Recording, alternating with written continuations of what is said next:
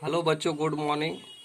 आज class 11th subject biology. अगले दिन के क्लास में हम बताए थे आप लोग को जैव विविधता। तो जैव विविधता पृथ्वी पर पाए जाने वाले समस्त जीवों की जातियों की संख्या जैव विविधता कहलाती है। तो इसमें जो है पृथ्वी पर जितनी भी प्रकार की जातियां पाई जाती हैं, जीवों की जातियां जो होती हैं जैव विविधता कहलाती हैं। इसके अंतर्गत जो है कितनी जातियां हैं, तो 1.7 से लेकर 1.8 मिलियन जातियां हैं। जो ये मिलियन में दिया गया है जातियों की संख्या 1.7 और 1.8, इसमें जो है 70% जो है जंतु पाए जाते हैं और उस 70% में जो है 70% कीड़े मकोड़े की जातियां पाई जाती है। यानी कि सबसे अधिक जातियां जो हैं कीड़े मकोड़ों की जातियां पाई जाती हैं। इसको जो है आर्थ्रोपोडा संघ के अंतर्गत रखा गया है।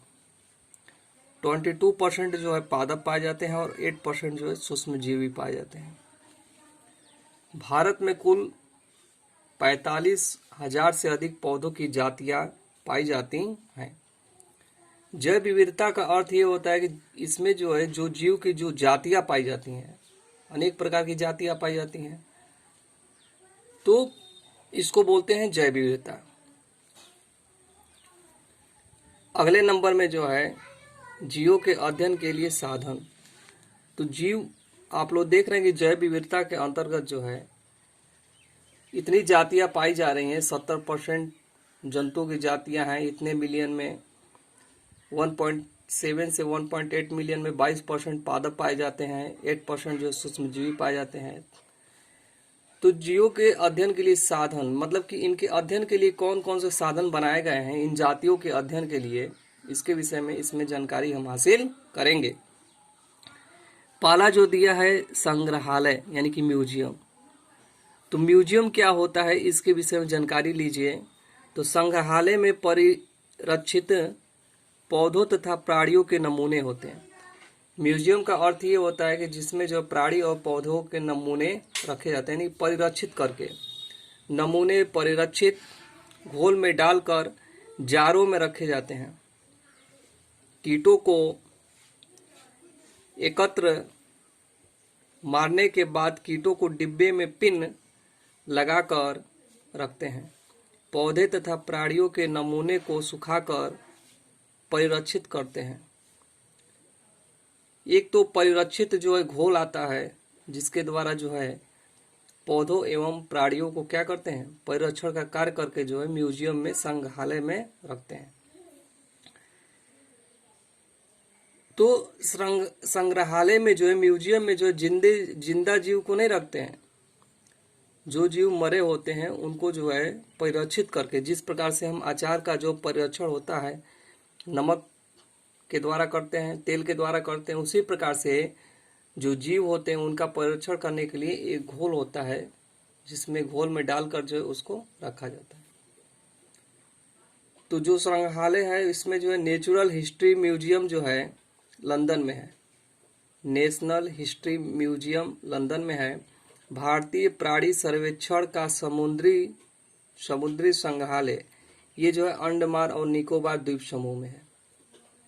राष्ट्रीय संग्रहालय कहाँ पे है, दिल्ली में है। इसके बाद प्राणी उपवन या चिड़ियाघर, जू। तो जू में भी जो है जीवों के अध्ययन के विषय में हम लोग जानकारी जो है हासिल कर सकते हैं। जो प्राणी उपवन है, चिड़ियाघर है, इसमें जो है जीवों के अध्ययन की जानकारी हम लोग कर सकते हैं। इन उपवनों में अधिकांशतः वन आवासी जीवित प्राणी, तो संग्रहालय में जो है मृत प्राणी रहते थे, और जो चिड़ियाघर यानी कि प्राणी उपवन होता है इसमें किस प्रकार के जीव रहते हैं, तो जीवित प्राणी रहते हैं, रखे जाते हैं। इनसे हमें वन्य जीवों की, मानव की देखरेख में आहार, प्रकृति तथा व्यवहार को सीखने का अवसर प्राप्त होता है। हम लोग इसमें देखते हैं कि जो प्राणी हैं उसमें जीव हैं, किस प्रकार का आहार है उनका, किस प्रकार की प्रकृति है उनकी, किस प्रकार के वातावरण में रह सकते हैं, इन सभी चीज़ों का अध्ययन जो हम लोग कहाँ करते हैं, चिड़ियाघर यानी कि प्राणी उपवन में करते हैं। तो प्राणी उपवन जो होता है इसके अंतर्गत जो है जिंदा जीव को जो है रखा जाता है, चिड़ियाघर यानी कि जू।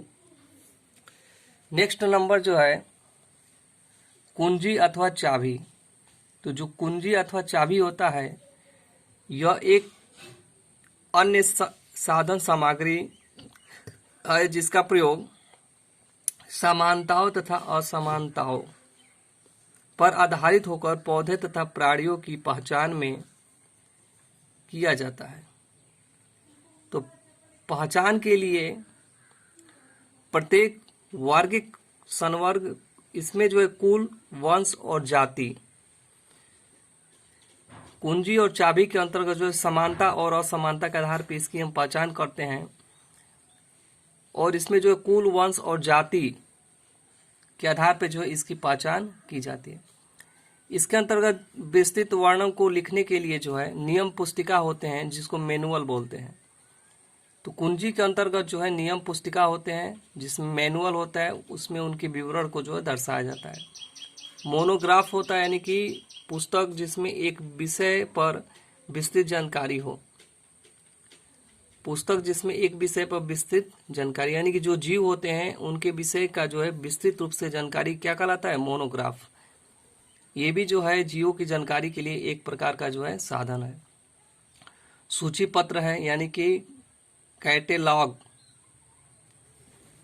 इसके बाद फ्लोरा, जो अगला नंबर आता है फ्लोरा।